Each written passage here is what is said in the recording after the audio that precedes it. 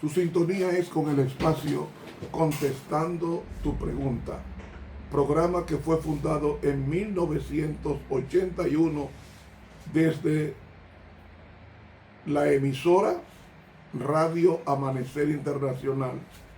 Luego fue transmitido por Radio Pueblo, después por televisión y finalmente por internet, que es mucho más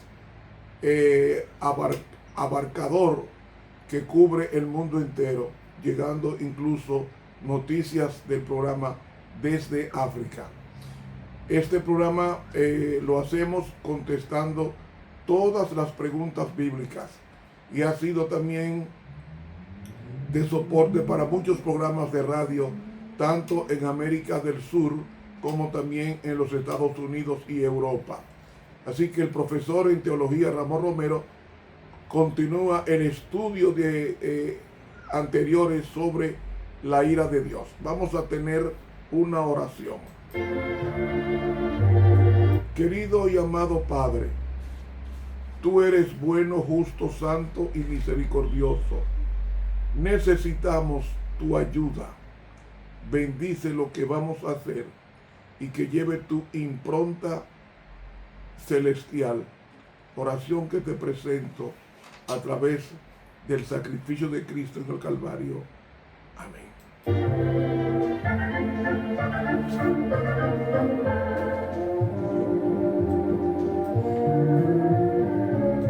Profesor Romero,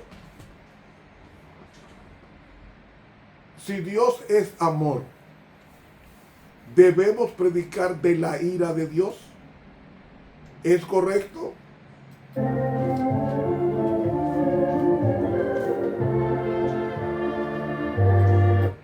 Muy bien, hermanos y amigos.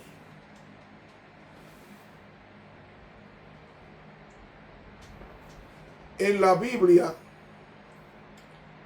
la ira aparece 455 veces. De las 455 veces que aparece en el Antiguo Testamento, aparece 375 veces de la ira de Dios y el resto de la ira del ser humano. Es decir, como sustantivo, la palabra ira en el Antiguo Testamento aparece 455 veces.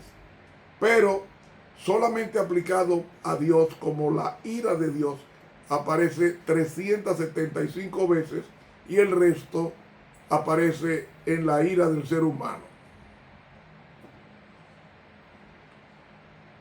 La ira de Dios es un elemento básico en la predicación del Evangelio en el Nuevo Testamento. Y lo voy a probar con la palabra de Dios.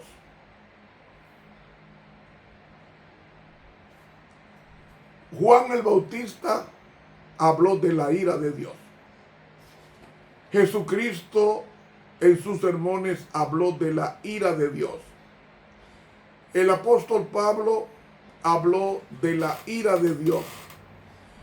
Y Apocalipsis, Juan el teólogo, habla de la ira de Dios.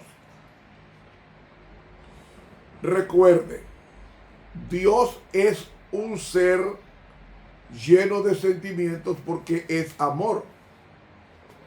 Si es amor, llora, ríe.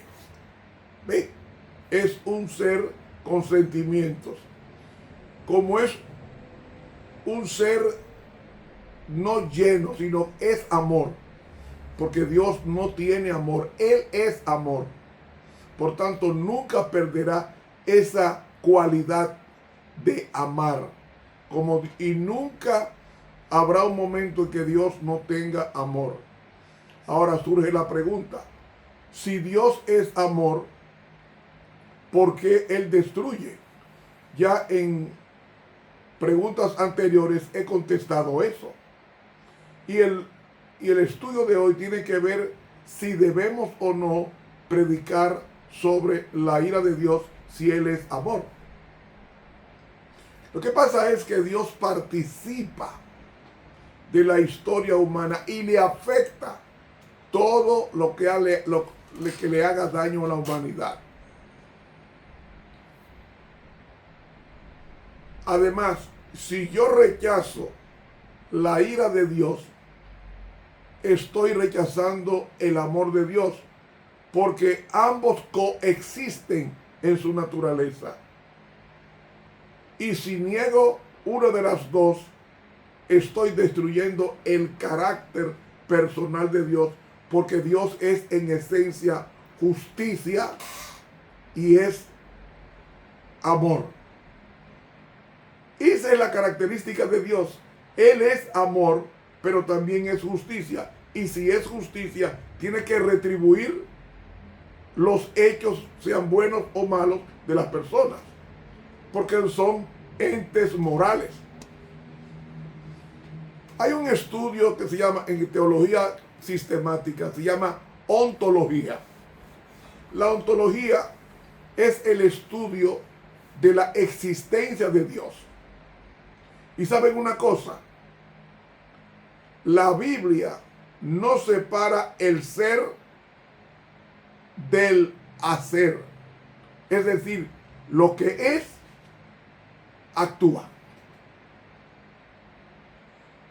Y Dios es poderoso, activo en su amor para salvar a los pecadores, pero activo en su ira para oponer todo lo que amenace su gobierno, su dominio y su propósito salvador. Así que privar a Dios de su forma de ser deliberada, activa y viva, como la Biblia testifica en cada página, es destruir su carácter personal.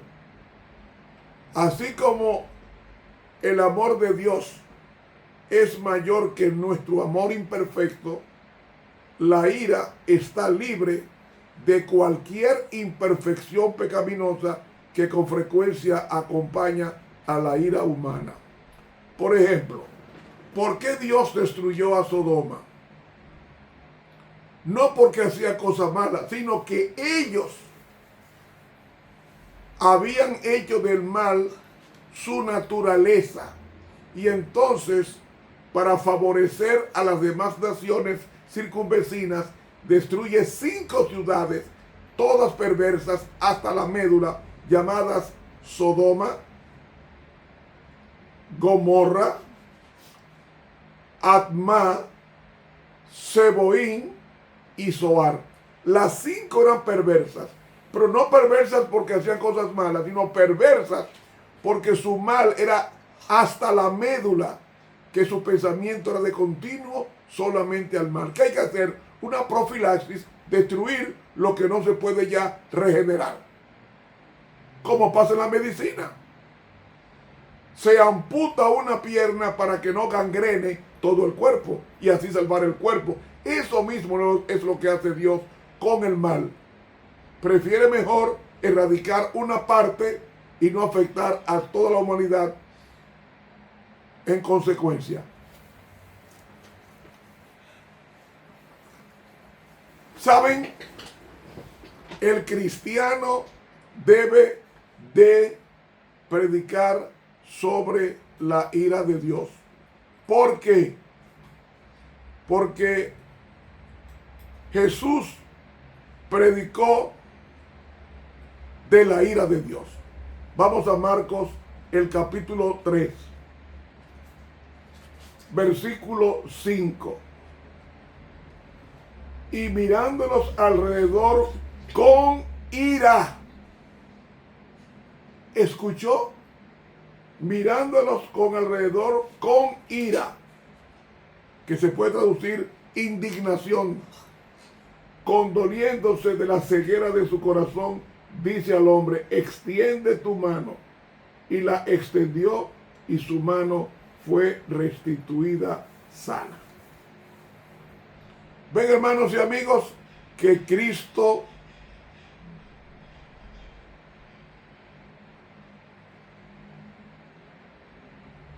predicó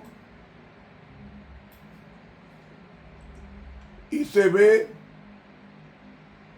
que se airaba, pero la ira de Dios, como expliqué en otro programa, es la indignación que él siente con el abuso.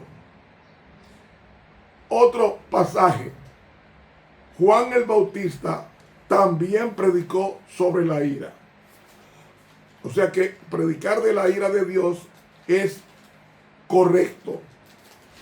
Vemos en Mateo capítulo 3, versículo 7, dice: y viendo él a muchos, o sea, Juan el Bautista, viendo a muchos de los fariseos y saduceos que venían a su bautismo, el griego dice hacia su bautismo, les decía: generación de víboras. Una mejor traducción es engendros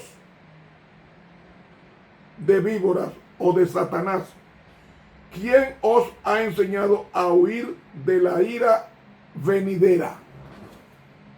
Ve, Juan el Bautista está diciendo: viene una ira, y está predicando sobre la ira de Dios. Pero no solamente Juan, el apóstol Pablo, en Romanos, el capítulo 1 y el versículo 18, porque manifiesta es la ira de Dios. ¿Cómo leí? Y manifiesta es la ira de Dios del cielo contra toda impiedad e injusticia de los hombres que detienen la verdad con injusticia.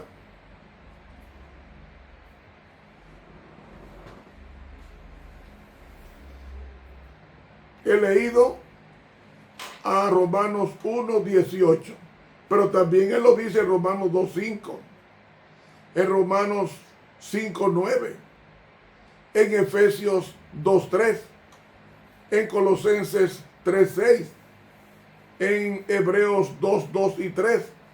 Es decir, tanto Jesús como Juan el Bautista y como Pablo predicaban sobre la ira de Dios. Pero no solamente ellos, sino también Juan en su evangelio que lleva su nombre, en el capítulo 3,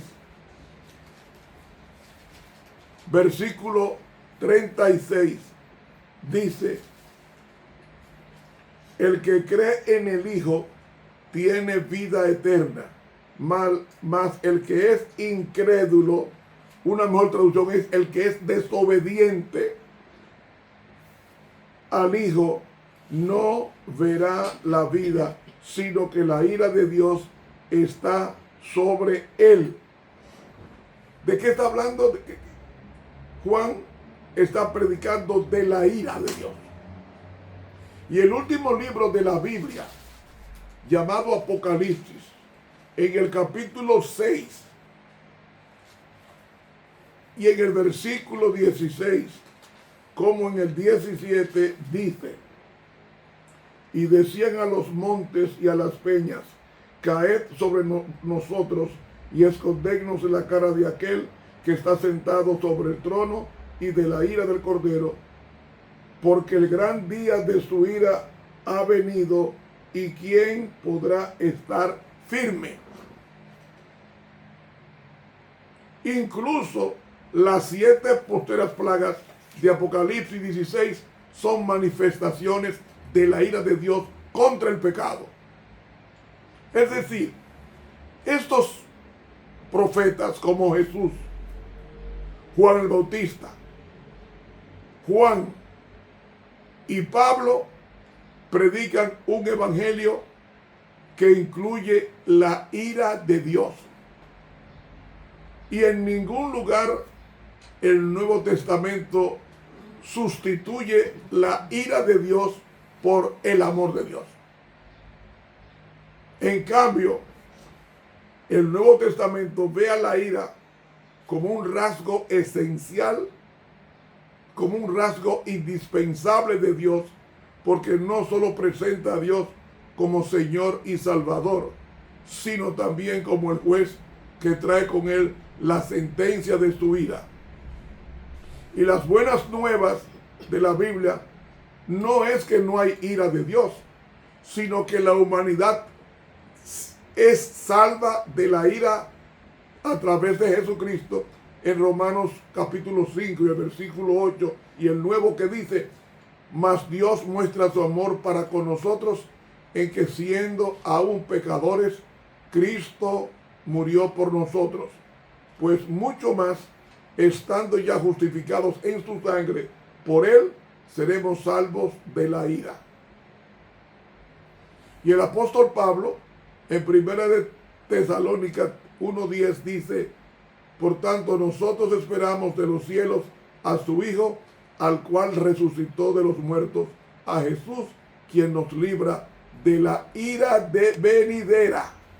Ustedes ven, hermanos, estos hechos no permiten decir que la ira de Dios pertenece al Antiguo Testamento y el amor de Dios al Nuevo Testamento, porque ambos testamentos, como probé en un estudio anterior, hablan poderosamente sobre el amor y sobre la ira de Dios. Quiero aclarar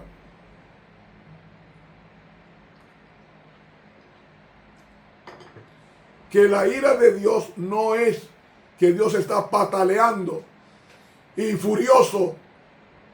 No.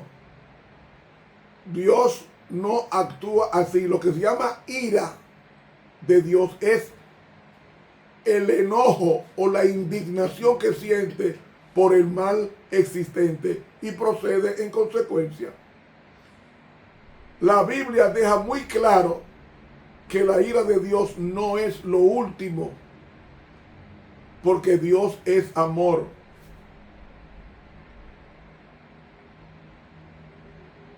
Dios no se complace en la muerte del malo, sino que se complace que se retorne o que se vuelva de sus malos caminos y viva. Eso está en Ezequiel capítulo 18, versículo 23. Y dice Dios en 1 Timoteo 2, de 4 al 6, que quiere que todos los hombres sean salvos y lleguen al conocimiento de la verdad. Es decir, la reconciliación comienza con Dios y Él quiere que todo el mundo se salve. Y Él no desea un castigo vengativo. Es más, Isaías 28, 21 llama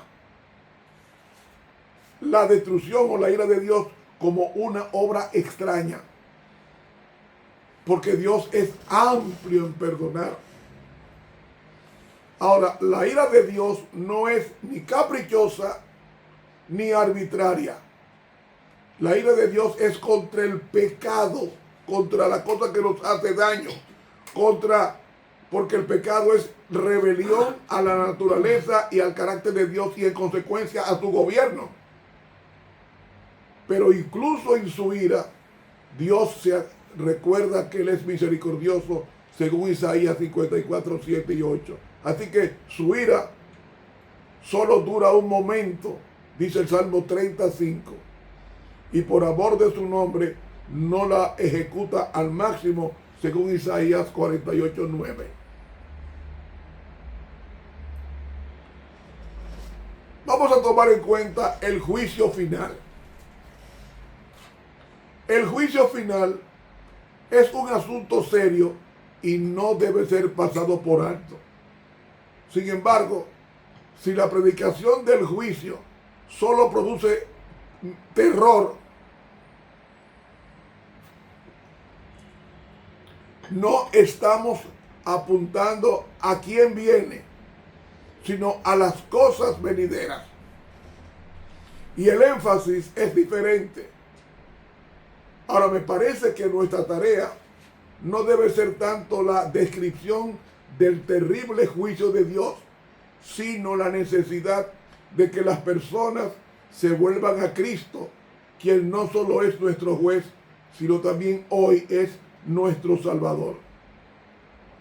Así que la ira de Dios comunica que Dios toma muy en serio el pecado. No se puede jugar. La ira de Dios revela la naturaleza detestable del pecado, porque Dios no creó el pecado. Y lo que Dios no creó es porque es malo. Y la aversión de Dios al pecado por el otro. El pecado es incompatible al carácter de Dios, porque Dios es santo. Y la palabra santidad viene del hebreo kadosh. Y kadosh significa separar, apartar para uso sagrado. La ira de Dios nos enseña que Él está profunda y personalmente involucrado en la lucha contra el mal y que es capaz de reaccionar de la forma más fuerte posible. Y saben, el apóstol Pablo, disculpen, en Efesios 2:3 nos dice que somos por naturaleza objetos de ira porque somos inclinados a lo malo. Y la justicia de Dios demanda que recibamos inmediatamente el castigo. ¿Y cuál es el castigo? La muerte eterna. Y aún así, hermanos, Dios nos tiene con vida, porque con amor eterno te he amado, dice el profeta Jeremías. Y Dios nos ama cuando todavía éramos enemigos, según Romanos 5:8-10. Y nos ama tanto que hizo posible nuestra redención por la muerte de su Hijo. Si negamos la ira de Dios, al negarla es detener el gobierno de Dios. Porque una rendición de Dios a los poderes del mal, que tiene como objetivo la destrucción de la creación de Dios.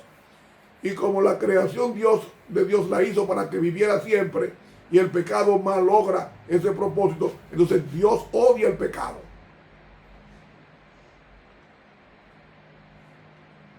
De ahí que la ira de Dios muestra que Dios toma en cuenta mis decisiones individuales con seriedad.